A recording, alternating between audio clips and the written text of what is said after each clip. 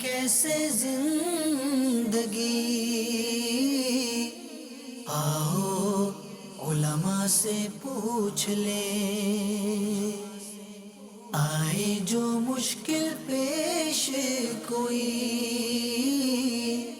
آؤ علماء سے پوچھ لیں۔ الحمدللہ رب العالمین والصلاة والسلام علی سید المرسلین، اما بعد فاعوذ باللہ من الشیطان الرجیم، بسم اللہ الرحمن الرحیم۔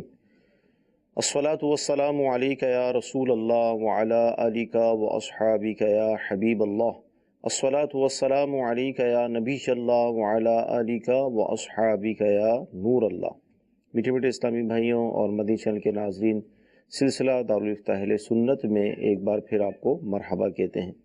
ابتداً درود پاک کی فضیلت عرض کی جاتی ہے کہ فرمان مصطفیٰ صلی اللہ تعالیٰ علیہ وسلم ہے، جو شخص بروز جمعہ مجھ پر 100 بار درود پاک پڑھے، جب وہ قیامت کے روز آئے گا تو اس کے ساتھ ایک ایسا نور ہوگا کہ اگر وہ ساری مخلوق میں تقسیم کر دیا جائے، ڈیوائیڈ کر دیا جائے تو سب کو کفایت کرے۔ صلو علی الحبیب صلی اللہ تعالیٰ علی محمد صلی اللہ علیہ وسلم۔ مدنی چینل کے ناظرین، الحمدللہ 2 مفتیان کرام ہمارے ساتھ سلسلے میں تشریف فرما ہوتے ہیں۔ ایک زمزم نگر حیدرآباد سے مفتی نوید صاحب، دوسرے ہمارے ساتھ موجود ہیں مفتی سجاد صاحب۔ آئیے آپ کی کالز کو ہم شامل سلسلہ کرتے ہیں۔ سوال یہ ہے کہ میں ٹیوشن پڑھانے کا کام کرتا ہوں، تو اس میں کچھ لوگ جو ہے مجھے ٹیوشن دلاتے ہیں اور 50% وہ ایک بار پہلے جیسے کمیشن ہوتا ہے اس طرح وصول کرتے ہیں، تو کیا یہ جائز؟ دوسرا یہ کہ اگر پہلی بار کی بجائے ہر مہینے وہ کچھ رقم لیتے ہیں بتانے کی وجہ سے، کیا یہ جائز؟ جی حضور کیا ارشاد فرمائیں گے اس حوالے سے؟ الحمدللہ رب العالمین والصلاة والسلام علی سید الانبیاء والمرسلین، اما بعد فاعوذ باللہ من الشیطان الرجیم، بسم اللہ الرحمن الرحیم۔ یہ جو صورت ہے، یہ کمیشن پہ جو کام کرتے ہیں لوگ، وہ یوں کہ بعض لوگ کے سینٹرز ہوتے ہیں ٹیوشن کے، جی، تو اس کو ایڈورٹائز کرتے ہیں اور لوگ ان سے رابطہ کرتے ہیں، تو پھر وہ ٹیوٹر سے رابطہ کرتے ہیں صحیح کہ فلاں پڑھنا چاہتا ہے، اس کا ایڈریس دیتے ہیں اور وہ پھر بات چیت کر کے ٹیوشن کا ایک سلسلہ شروع ہو جاتا ہے۔ صحیح۔ تو جس طرح اسٹیٹ ایجنٹ ہوتا ہے، اپنا کمیشن لیتا ہے کام کروانے کے اوپر، اسی طرح یہ بھی جو ٹیوشن تلاش کر کے دیتا ہے، صحیح، تو جو اجرت پہلے سے طے شدہ ہے صحیح، یا عرفاً معروف ہے، یعنی مشہور ہے کہ بھئی اتنی دی جاتی ہے، جو بھی فیس طے ہوگی اس کا 50%، 25%، تو یہ والی اجرت لینا جائز ہے، ٹھیک ہے، کیونکہ اس نے ایک کام کیا ہے ٹھیک ہے، اور اس کو ٹیوشن دلائی ہے،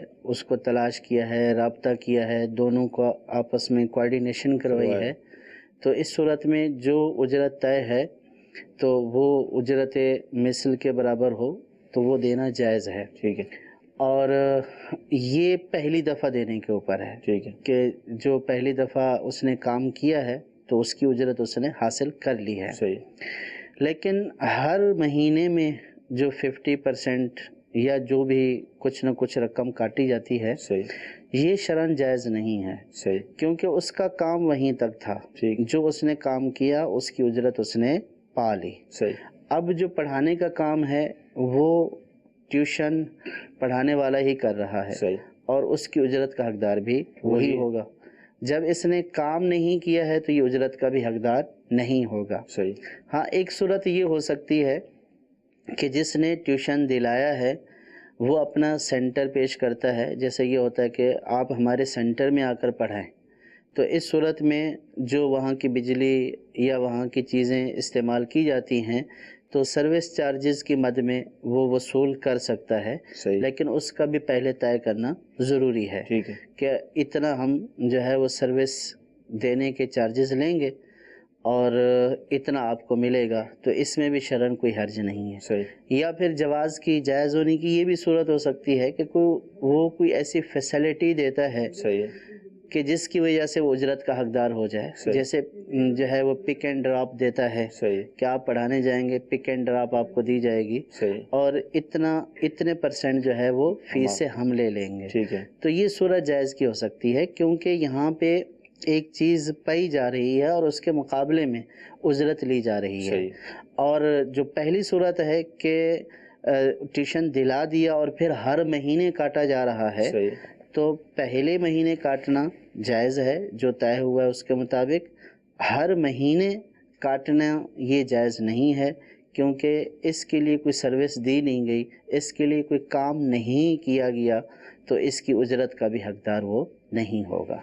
اچھا، جیسے آپ نے ارشاد فرمایا کہ ابتدان ہوگا، ایک کانٹریکٹ کروا دیا، رابطہ کروا دیا.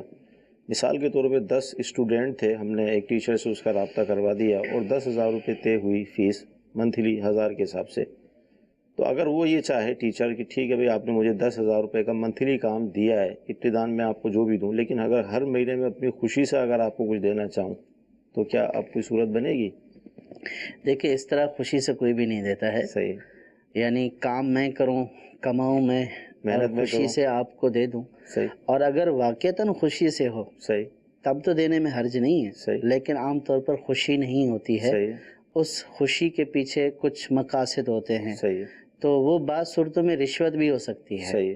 اور اگر اس کی طرف سے کوئی مطالبہ نہیں ہے، صحیح. وہ اجرت لے کر ایک طرف ہو گیا اور اس نے یہ کہہ دیا کہ اب میں مزید آپ سے کچھ بھی نہیں لوں گا اور میرا صحیح. مطالبہ بھی نہیں ہے. صحیح. اب اگر یہ اپنے طور پر جا کر دیتا ہے صحیح.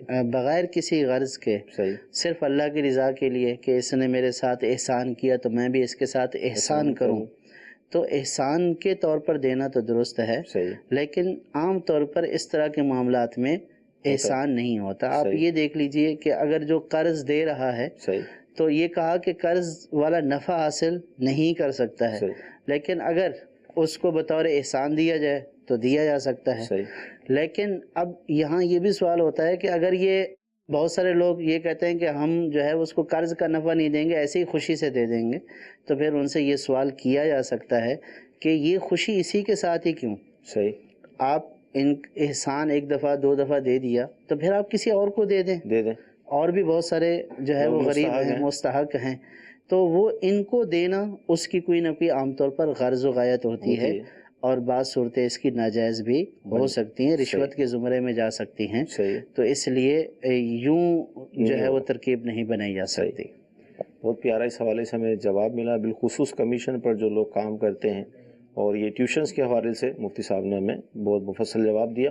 جی اگلی کال لیں گے.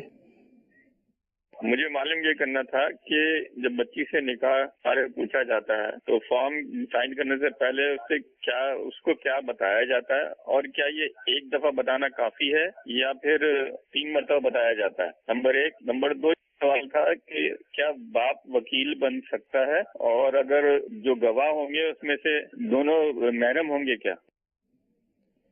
جی نوید بھائی کیا ارشاد فرمائیں گے؟ خوش آمدید بھی کہتے ہیں آپ کو سلسلے میں. یہ جو سائل اسلامی بھائی ہیں، ان کو شاید جو لڑکی ہے اسلامی بہن جو ہوتی ہے جس کا نکاح ہو رہا ہے، اس سے اجازت لینے کے معاملے میں شاید کچھ شبہات وغیرہ ہیں. جی جی جی. تو اس میں ایک سوال تو ان کا یہ تھا کہ جو والد ہے لڑکی کا، وہ اس کا وکیل بن سکتا ہے یا نہیں بن سکتا. اسی طرح جو گواہان وغیرہ ہیں وہ محرم ہوں گے یا غیر محرم ہوں گے، اور اسی طرح اجازت لینے کا طریقہ کار کیا ہوگا. ٹھیک ہے. اس میں سب سے پہلے تو یہ ہے کہ لڑکی ہمارے ہاں چونکہ عقد نکاح میں موجود نہیں ہوتی، وہاں پر دلہا موجود ہوتا ہے، دیگر لوگ موجود ہوتے ہیں، اور جو لڑکی ہے یہ الگ ایک سیپریٹ مقام پر ہوتی ہے. اور جو نکاح خواہ ہوتا ہے وہ بھی دولہے سے ایجاب و قبول کرواتا ہے، لڑکی سے ایجاب و قبول نہیں کرواتا. تو پھر یہاں پر ایک ضرورت محسوس ہوتی ہے کہ لڑکی کی طرف سے کسی کو وکیل مقرر کیا جائے تاکہ بطور وکالت وہ لڑکی کا نکاح پڑھائے.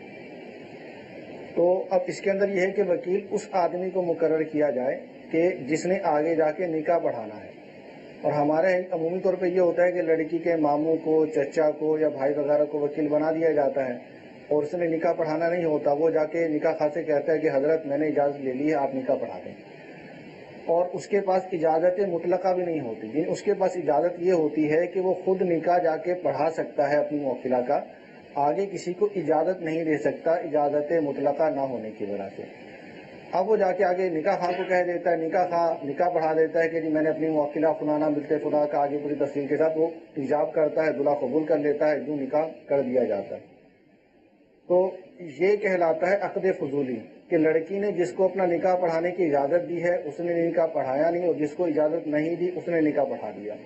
صحیح. اب یہ نکاح رہے گا لڑکی کی اجازت پر موقوف. لڑکی اگر قبول کر لیتی ہے اس کے بعد تو یہ نکاح منعقد ہو جائے گا, اور اگر لڑکی رد کرتی ہے تو یہ نکاح رد ہو جائے گا. صحیح. تو اس کا سب سے درست طریقہ کار کیا ہونا چاہیے؟ تو درست طریقہ کار تو یہ ہے کہ جو لڑکی ہے اس سے جو اجازت لی جائے تو اجازت میں جو نکاح ہے اس کا نام بتایا جائے کہ مولانا فلاں بن فلاں, مولانا زید بن نعمان جو ہے انہوں نے آپ کا نکاح پڑھانا ہے, آپ انہیں اپنا نکاح کا وکیل مقرر کر دیں. لڑکی اس کو اپنے نکاح کا وکیل مقرر کر دے گی تو وہ نکاح کا وکیل ہو جائے گا. اور پھر دوسرا یہ ہے کہ اگر اس کے رشتہ داروں میں سے جو نکاح پڑھانا جانتا ہے, چاہے وہ والد ہے, چچا ہے, ماموں ہے, اس کے بارے میں اجازت لے لی جائے. پھر اگر یہ یوں بھی نہیں کیا بلکہ کسی ماموں نے, چچا نے, ان میں سے کسی قریبی رشتہ دار نے اجازت لی ہے تو وہ اپنے لیے اجازت مطلقہ لے. اجازت مطلقہ کا مطلب یہ ہے کہ تمہارا نکاح میں بھی پڑھا سکتا ہوں اور آگے بھی کسی اور کو نکاح پڑھانے کی اجازت دے سکتا ہوں. صحیح. تو لڑکی نے اجازت دے دی تو اب یہ وکیل مطلق ہے, خود بھی نکاح پڑھا سکتا ہے اور آگے کسی کو نکاح پڑھانے کی اجازت بھی دے سکتا ہے. صحیح. اب یہ وکیل مطلق لڑکی کا والد بھی بن سکتا ہے, لڑکی کا بھائی بھی بن سکتا ہے, چچا بھی بن سکتا ہے, ماموں بھی بن سکتا ہے. ٹھیک. اور یہ ہے وکالت. اس وکالت کے لیے جو ہے کسی گواہ کی شرعاً ضرورت نہیں ہے, بغیر گواہ کے بھی یہ وکالت ہو جائے گی, اور اگلا جو آدمی اس کا وکیل بن جائے گا لڑکی موکلہ بن جائے گی. لیکن چونکہ یہ معاملات ایسے ہوتے ہیں کہ ان میں احتیاط کا تقاضا یہ ہے کہ 2 گواہ کر لیے جائیں, کیونکہ اللہ تبارک و تعالیٰ بھی فرماتا کہ اپنے مردوں میں سے 2 گواہ کر دو. کیونکہ خدا نہ خواستہ بعد میں نکاح کے بعد لڑکی کہہ دے کہ میں نے اپنے نکاح کی اجازت ہی نہیں دی تھی, تو اب کہاں سے ثابت کیا جائے گا کہ لڑکی نے اپنے وکیل کو نکاح پڑھانے کی اجازت دی تھی؟ صحیح. تو پھر ایسی صورت میں اس وکالت پر کہ لڑکی نے فلاں آدمی کو نکاح کا وکیل بنایا ہے اور نکاح پڑھانے کی اجازت دی ہے, اس پر 2 گواہ کر لیے جائیں. اور گواہوں میں بہتر یہ ہے کہ محارم ہو تاکہ پردے کے مسائل وغیرہ نہ ہو, جیسے کہ چچا ہیں, ماموں ہیں, یہ ہوں. ورنہ اگر غیر محرم بھی ہیں تو وہ گواہ بن سکتے ہیں. لڑکی پردے میں رہتے ہوئے اجازت دے دے اور گواہان کو پتہ ہو کہ پردے کے اندر جو موجود ہے فلاں لڑکی ہے اور فلاں لڑکی کی آواز ہے, تو ایسی صورت میں بھی وہ گواہ بن سکتے ہیں. لیکن یہ گواہ جو ہے اجازت کے لیے ضروری نہیں ہے. گواہ جو کیے جاتے ہیں یہ احتیاطاً کیے جاتے ہیں کہ خدا نہ خواستہ اگر بعد میں لڑکی انکار کر دے کہ میں نے اجازت نہیں دی تھی, تو ان گواہوں کے ذریعے ثابت ہو سکے کہ لڑکی نے اپنے وکیل کو اجازت دی تھی, اس کو وکیل مقرر کیا تھا, اور اس لڑکی کا وکیل ہونے کی وجہ سے اس آدمی نے آگے اس کا نکاح پڑھایا ہے. صحیح. پھر اس کے بعد اگلا اسٹیپ آتا ہے کہ جو وہ وکیل بنا ہے یا وکیل مطلق تھا, اس نے آگے جا کے جو مولوی صاحب تھے, امام صاحب تھے, قاضی صاحب تھے, ان کو اجازت دی نکاح پڑھانے کی. تو اس وکالت پر وہ جو نکاح پڑھائے گا اور قبول کروائے گا دلہا سے, اس کے کم از کم 2 عاقل بالغ مسلمان گواہ ہونا ضروری ہے. ان کو کہا جاتا ہے نکاح کے گواہ. یہ گواہ ضروری ہیں. ان گواہیوں کے بغیر اگر نکاح کیا گیا تو یہ شرعاً نکاح درست نہیں ہوگا. ماشاءاللہ بہت پیارا آپ نے اس حوالے سے میں جواب ارشاد فرمایا, احتیاطی بھی بیان کر دی. اللہ تعالیٰ مزید برکت عطا فرمائے. جی اگلی کال لیں گے.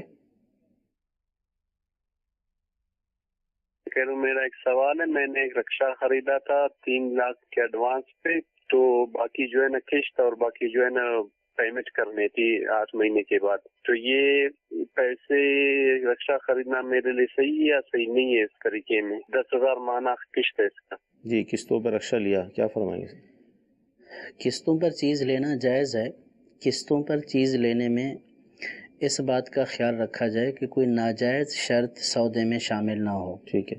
عام طور پر لوگوں کے ذہنوں میں یہ ہے کہ قسطوں پر چیز لینا جائز نہیں ہے. صحیح. قسطوں پر چیز لینا جائز ہے, لیکن ہمارے ہاں عام طور پر قسطوں پر جو چیزیں دی جاتی ہیں تو اس میں بعض ناجائز شرائط شامل کر دی جاتی ہیں, جس کی وجہ سے وہ سودا ناجائز ہو جاتا ہے. صحیح.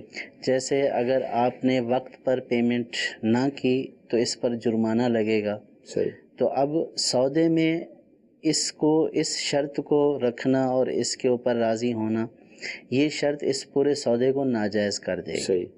اسی طرح جو ہے وہ چیز کو ضبط کرنے کی شرط یا اس طرح کی کوئی دیگر ایسی شرائط کہ جس کی وجہ سے سودا ناجائز ہو جاتا ہے، تو ایسی شرائط لگانے سے سودا ناجائز ہو جائے گا۔ اگر ایسی کوئی ناجائز شرط نہیں ہے، چیز خریدی ہے اور جو قیمت ہے اس کو قسطوں میں ادائیگی کرنے کا طے کر لیا ہے، تو اب قسط کے طور پر ادائیگی کرتے رہیں، اس میں کوئی حرج نہیں ہے۔ صحیح۔ اور اگر قسط شارٹ ہو جائیں تو مہلت دے دیں، یہ بھی کر سکتے ہیں کہ جو ہے وہ ڈبل لے لیں، اگلے صحیح۔ مہینے جو ہے وہ 2 مہینوں کی لے لیں، لیکن اس کے اوپر جرمانہ لگانا جائز نہیں ہے۔ اگر جرمانہ لگایا تو پھر یہ معاملہ ناجائز ہو جائے گا۔ ٹھیک۔ اچھا، ابتدان ہی ہوگا یہ جو بھی ہوگا، یا ابتدان تو صحیح طے ہوا اور بعد میں جب نزا والی صورت پیدا ہوئی، جھگڑے والی، تو اس پر یہ ہو گیا کہ اب اگر آپ نے اس مہینے لیٹ کیا تو آپ کو یہ ڈن دینا پڑے گا؟ جی، سودے کی ابتدا جس وقت سودا ہو رہا ہے، اگر اس وقت یہ ناجائز شرط شامل تھی، یعنی سودے میں لکھی ہوئی تھی یا معروف ہے، ٹھیک ہے، کیا ہو ایسے کیونکہ ہی جو ہوگا؟ ایسے ہی ہوگا، جرمانہ لیا جائے گا، کیونکہ جو معروف ہوتا ہے وہ مشروط کے درجے میں ہوتا ہے، ٹھیک گویا ہے۔ کہ وہ شرط کر دیا گیا۔ صحیح ہے۔ اگر تو یہ معروف ہے یا اس کا ذکر تھا تو وہ سودا ہی ناجائز ہوا، ٹھیک ہے۔ بیع فاسد ہو گئی، ٹھیک ہے۔ اور اس بیع کا ختم کرنا ضروری ہے، ٹھیک ہے۔ گناہ گار بھی ہوئے، توبہ کرنا بھی ضروری ہے۔ اگر ابتداً کوئی ایسی شرط نہیں تھی، معروف بھی نہیں ہے، مشروط بھی نہیں ہے، اب اگر سامنے والا تقاضا کرتا ہے کہ آپ اس کا جرمانہ دیں، تو اس کا تقاضا کرنا یہ ناجائز گناہ ہے۔ صحیح۔ وہ ایک ایسی بات کا تقاضا کر رہا ہے جس کی شریعت اجازت نہیں دیتی ہے۔ ماشاءاللہ، بہت پیارا جواب ملا جی۔ اگلی کال لیں گے۔ یہ اگر قرآن پاک کے اوپر بندہ ہاتھ رکھ کے کہے کہ کسی سے پیسے لینے ہو تو وہ کہہ دے میں آپ کو دے دوں گا، اور بعد میں اس کی گنجائش نہ بنے تو پھر اس کا کیا حال ہے؟ جی، حضور قرآن کی قسم بھی کھاتے ہیں، ہاتھ بھی رکھتے ہیں، عہد بھی کرتے ہیں، لیکن 2 قسم کے لوگ ہوں گے، بعض مجبور ہوتے ہیں، بعض نہیں ہوتے، لیکن وہ سہارا لے لیتے ہیں۔ قرآن پاک کے اوپر جب ہاتھ رکھ کر بات کی جاتی ہے، قسم نہیں کہی، صرف ہاتھ رکھ کر بات کی ہے، تو وہ پختگی کے لیے کی جاتی ہے۔ صحیح۔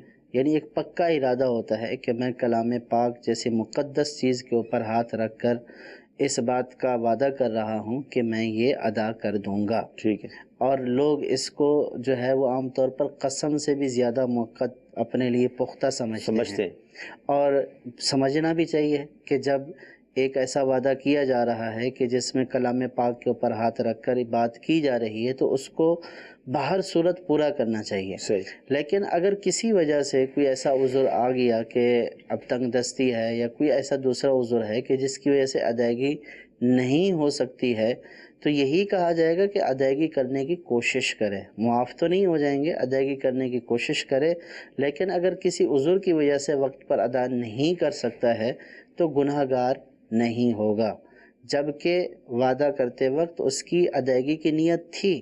اب اگر عذر درپیش ہوا اور ادا نہیں کر سکا تو گناہ گار نہیں ہوگا، لیکن پھر بھی ان کو بہر صورت کوشش کرنی چاہیے کہ اپنی جو بات کی ہے اس کے اوپر پورا اترنا چاہیے۔ جی، اگلی کال لیں گے۔ مفتی صاحب سے سوال ہے کہ اگر کسی نماز کا وقت گزر چکا اور ہمیں غلط فہمی کی وجہ سے ہم نے وہ نماز وقت کی نماز کی نیت سے پڑھی، یعنی قضا کی نیت سے نہیں پڑھی، تو کیا نماز ہو جائے گی؟ اس میں یہ ہے کہ اگر اس نے یہ نیت کی کہ میری نیت جو ہے فرض وقت کی ہے، کہ میں نے نیت کی اس وقت کے فرض کی، تو اس صورت میں، اور وہ نماز قضا ہو چکی تھی، صحیح۔ تو ایسی صورت میں اس کی نیت معتبر نہیں ہوگی اور نماز ادا نہیں ہوگی۔ البتہ اس نے نیت کی کہ جیسے میں نے آج کے ظہر کی نیت کی یا ظہر کی نماز کی نیت کرتا ہوں اور وہ نماز قضا ہو چکی تھی، تو بہرحال وہ نماز ادا ہو جائے گی۔ صحیح جی، اگلی کال۔ تلاوت سجدہ کوئی پہلے کے بقایا جات ہوں تو وہ عصر کی نماز کے بعد یا فجر کی نماز کے بعد ادا کر سکتے ہیں؟ جی، نوید بھائی کیا ارشاد فرمائیں گے؟ سجدہ تلاوت سجدہ تلاوت جو ہے عصر کی نماز کے بعد بھی کیا جا سکتا ہے، فجر کی نماز کے بعد بھی کیا جا سکتا ہے، اور البتہ اوقات مکروہہ میں کرنا منع ہے۔ اوقات مکروہہ سے مراد طلوع آفتاب، غروب آفتاب اور زوال کا وقت، اور یہ اس صورت میں منع ہے کہ آیت سجدہ پہلے پڑھی تھی اور اب وہ سجدہ جو ہے ان اوقات مکروہہ میں کر رہا ہے۔ اگر آیت سجدہ ان اوقات مکروہہ میں پڑھی ہے تو سجدہ بھی ان اوقات میں کر سکتا ہے، بہتر یہ ہے کہ ان اوقات کے بعد کرے۔ البتہ ان سے پہلے کا جو وقت ہے طلوع آفتاب سے پہلے کا جو وقت ہے فجر کی نماز پڑھنے کے بعد اور طلوع آفتاب سے پہلے، اس دوران سجدہ تلاوت کر سکتا ہے. یوں ہی عصر کی نماز پڑھنے کے بعد اور غروب آفتاب سے پہلے والے وقت میں بھی سجدہ تلاوت ادا کر سکتا ہے. جی اگلی کال.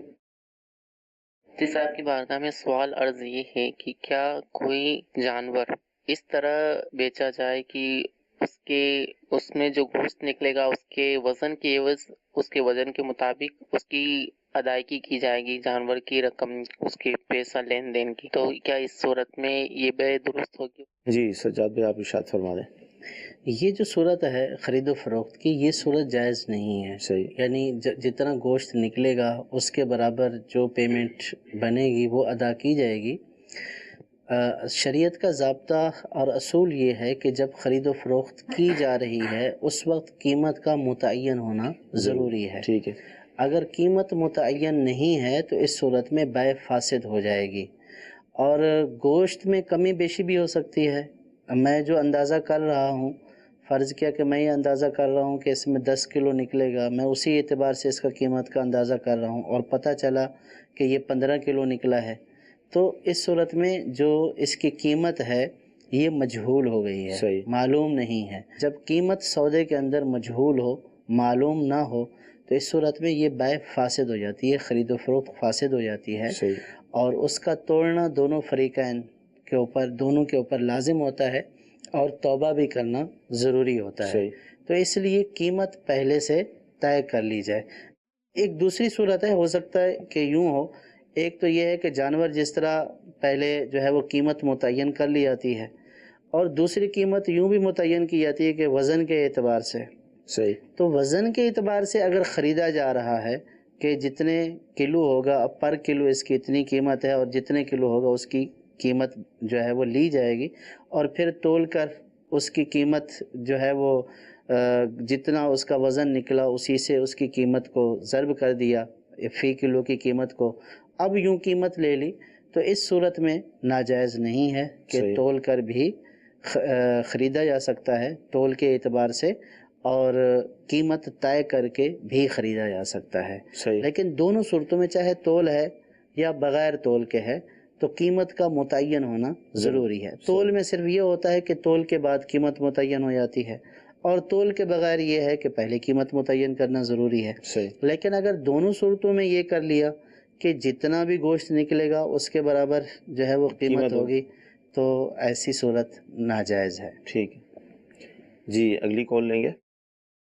یہ حق مہر جو ہے اس کے متعلق سوال ہے، جو ایک ہے عند الطلب اور دوسرا جو حق مہر ہے اس کی تشریح کر دیں ذرا، مہربانی ہوگی. جی نوید بھائی کیا ارشاد فرمائیں گے؟ حق مہر کے حوالے سے عند الطلب بولا جاتا ہے، معجل اور معجل بھی ہوتا ہے. عند الطلب تو ویسے اصطلاح نہیں ہے کوئی، اصطلاح دو ہی ہیں کہ معجل ہے اور معجل ہے. ایک عین کے ساتھ ہے، میم عین جیم لام معجل، اور ایک واو کے ساتھ ہے، واو کے اوپر حمزہ ہوتا ہے، میم واو جیم لام. ٹھیک ہے. اس کو بولا جاتا ہے معجل، حمزہ کے ساتھ پڑھا جاتا ہے. ایک معجل جو عین کے ساتھ ہے، اس کا مطلب یہ ہے کہ نکاح کے بعد یہ مہر فوری طور پر ادا کرنا ہے. صحیح. اور جو واو کے ساتھ ہے، میم واو جیم لام جو ہے معجل، اس کے اندر ایک مدت مقرر کی جاتی ہے، اس مقررہ مدت پر شوہر ادا کرتا ہے. صحیح. اب ہمارے ہاں چونکہ اس میں دونوں صورتیں نہیں ہوتی، نہ تو فوری معجل مقرر کیا جاتا ہے، نہ ہی کوئی اجل اس میں مقرر کی جاتی ہے، تو اس میں بس لکھ دیا جاتا ہے کہ جب عورت مطالبہ کرے گی تب شوہر ادا کر دے گا. تو مطالبہ کرنا چونکہ عند طلب ہوتا ہے، اس لیے مہر میں لکھ دیا جاتا ہے کہ یہ عند طلب ہے. اور بعض جگہ پر یہ عند طلب بھی نہیں ہوتا ہے کہ تینوں صورتیں نہیں ہوتی. صحیح. تو اس کے بارے میں یہ ہے کہ یہ مہر مؤخر ہے، کہ مؤخر سے مراد یہ ہے کہ زوجین میں سے جب کسی کا انتقال ہوگا تب اس کو ادا کیا جائے گا، یا شوہر اپنی زوجہ کو طلاق دے گا تب یہ ادا کیا جائے گا. تو بہرحال مہر کی کوئی سی بھی قسم ہو، وہ مہر جو ہے شوہر پر دین ہے بیوی کا، اور جس طرح ایک آدمی مقروض ہوتا ہے ویسے ہی شوہر بیوی کا مقروض ہے. صحیح. نوید بھائی ایس ایم ایس کا جواب بھی آپ سے لیں گے.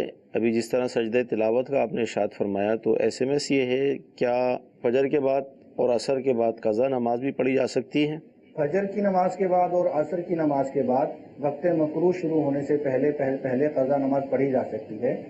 इन औकात में नवाफिल पढ़ना मना है और सुनन पढ़ना मना है। इसके अलावा जो फ़र्ज़ क़ज़ा नमाजें हैं वो पढ़ी जा सकती हैं, क्योंकि ये वक्त कामिल हैं और वक्त कामिल में कोई सी भी क़ज़ा नमाज पढ़ी जा सकती है, ठीक। चाहे वो वही नमाज क़ज़ा हो या कोई और नमाज क़ज़ा हो। जी, अगली कॉल लेंगे। से सवाल ये है कि अगर कोई 1.5 साल का बच्चा फौत हो जाए तो उसकी कलाम बख्शी जाए, तो तब उसकी कलाम में क्या क्या चीज़ें रखनी चाहिए? जो चीज़ें खाता पीता हो वो वाली रखनी चाहिए, या जो चीज़ मर्जी रख ले, या रोटी सालन? क्या फरमाते? इसाले साहब में होता है बाज़ जगह, मैंने खुद भी देखा, आपने भी देखा होगा, अगर मरहूम पान खाते थे तो पान भी रखते हैं लोग। क्या कॉन्सेप्ट क्या है इस हवाले से, इरशाद फरमाएं।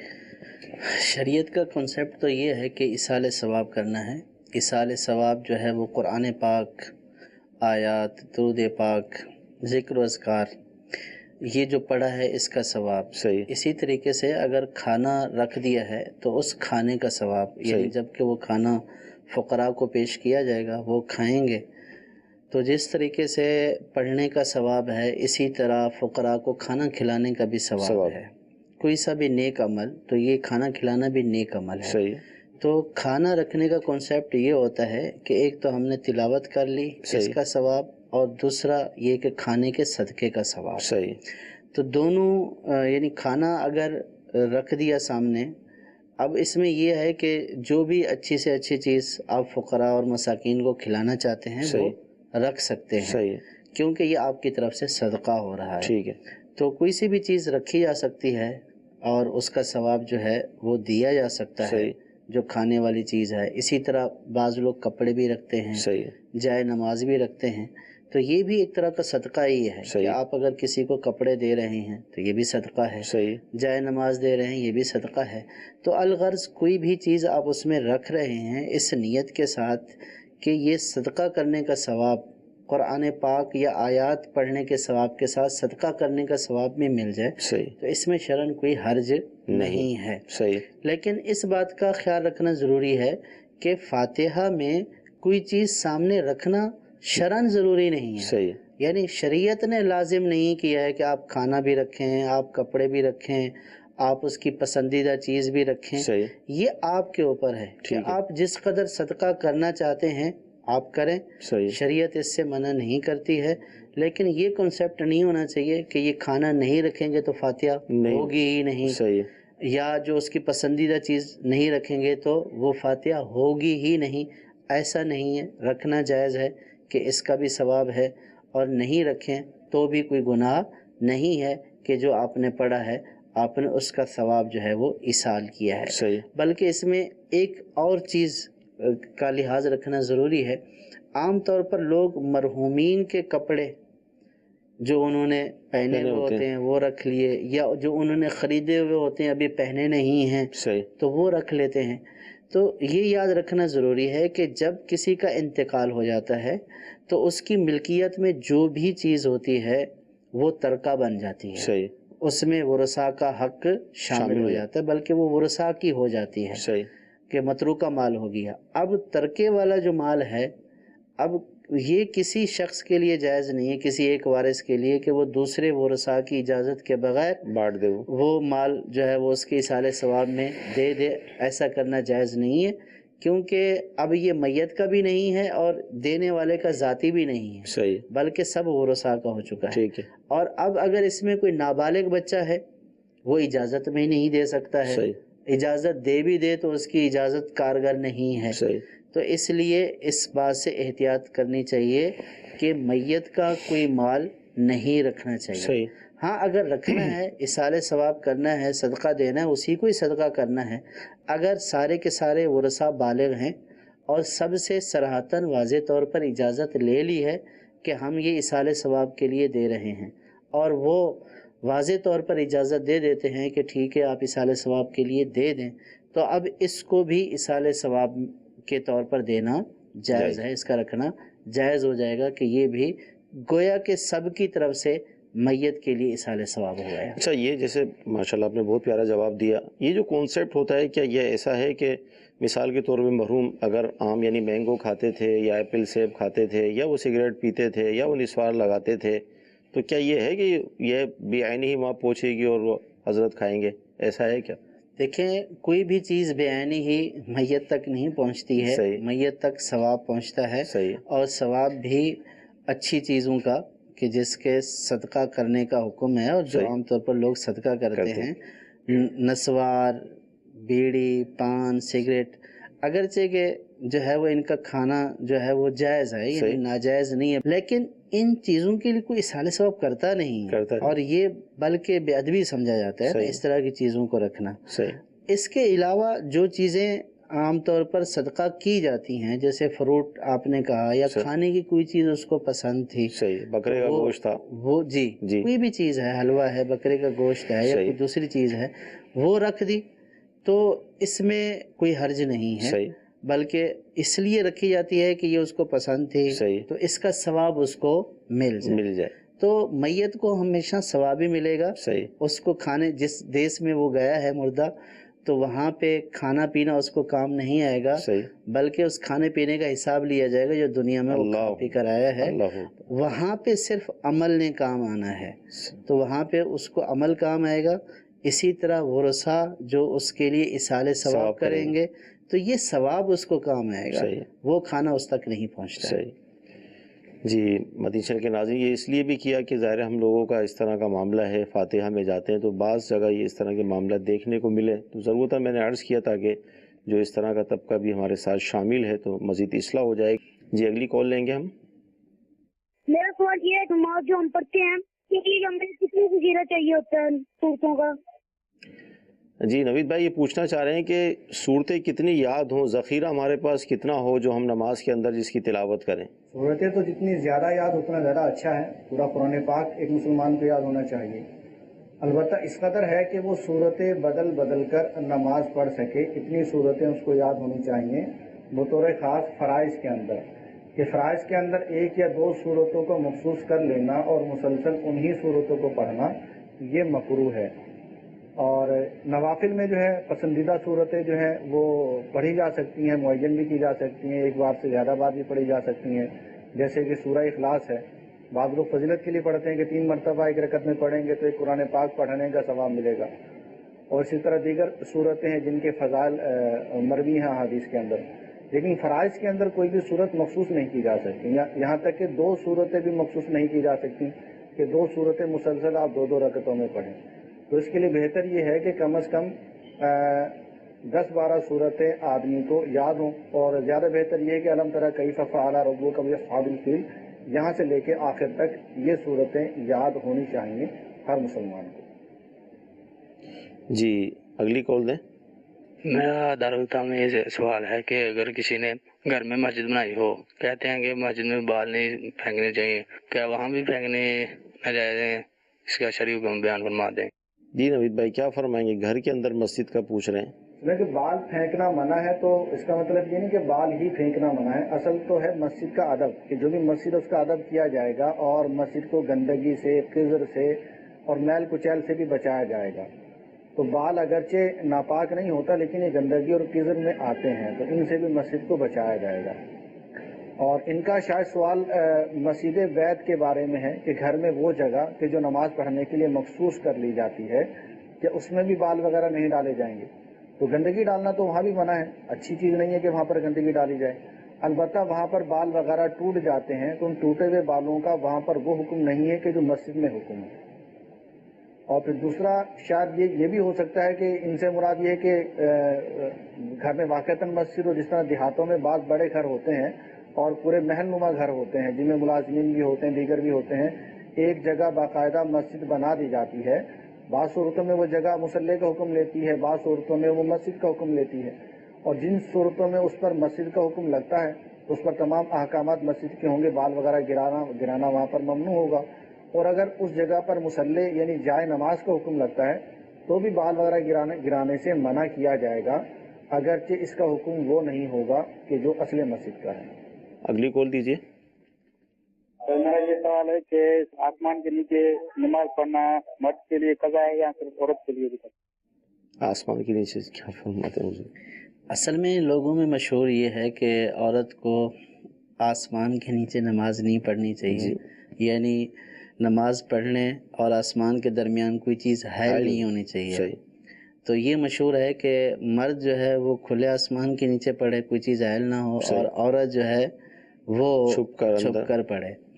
تو یہ تو ہے کہ عورت کو جو ہے وہ گھر میں بھی کمرے کے اندر نماز پڑھنی چاہیے، لیکن ایسی کوئی ممانعت نہیں ہے کہ اگر اوپر کوئی چھت نہیں ہے، عورت اگر کسی محفوظ جگہ پر پردے والی جگہ پر نماز ادا کر رہی ہے اور اوپر کوئی چھت نہیں ہے، آسمان ہے، تو بھی اس میں کوئی حرج نہیں ہے۔ اسی طرح مرد کا کمرے کے اندر نماز پڑھنا بھی جائز ہے اور کمرے کے باہر بھی نماز پڑھنا جائز ہے۔ تو عورتوں کو خاص حکم یہ دیا گیا کہ ان کے لیے زیادہ فضیلت کا باعث یہ ہے کہ وہ کمرے کے اندر، بلکہ کمرے کے اندر کوئی دوسرا کمرہ ہے تو اس کے اندر پڑھیں، کہ اس میں ان کے جو ہے وہ پردہ اور ستر جو ہے وہ زیادہ ہے، تو اس اعتبار سے ان کو یہ کہا گیا۔ ورنہ ایسی کوئی بات نہیں ہے کہ اگر عورت کمرے کے باہر پڑھ لیتی ہے تو اس کی نماز نہیں ہوگی، یا مرد جو ہے وہ کمرے کے اندر پڑھ لیتا ہے تو اس کی نماز نہیں ہوگی۔ نماز جو ہے وہ کمرے کے اندر بھی ہو جاتی ہے، باہر بھی ہو جاتی ہے، مرد کی بھی ہو جاتی ہے، عورت کی بھی ہو جاتی ہے، لیکن فرق صرف یہ ہے کہ عورت جو ہے وہ اپنے پردے اور ستر کا اہتمام کرے اور اس جگہ پر پڑھے کہ جہاں پہ پردہ زیادہ ہو۔ مدنی چل کے ناظرین سلسلہ ہوا، بہت اہم گفتگو ہوئی، بہت کچھ سیکھنے کو ملا۔ اللہ تعالی ہمیں عمل کی توفیق عطا فرمائے، آمین۔ صلو علی الحبیب صلی اللہ تعالی علی محمد۔ گزارے کیسے زندگی، آؤ علماء سے پوچھ لیں، آئے جو مشکل پیش کوئی، آؤ علماء سے پوچھ لیں۔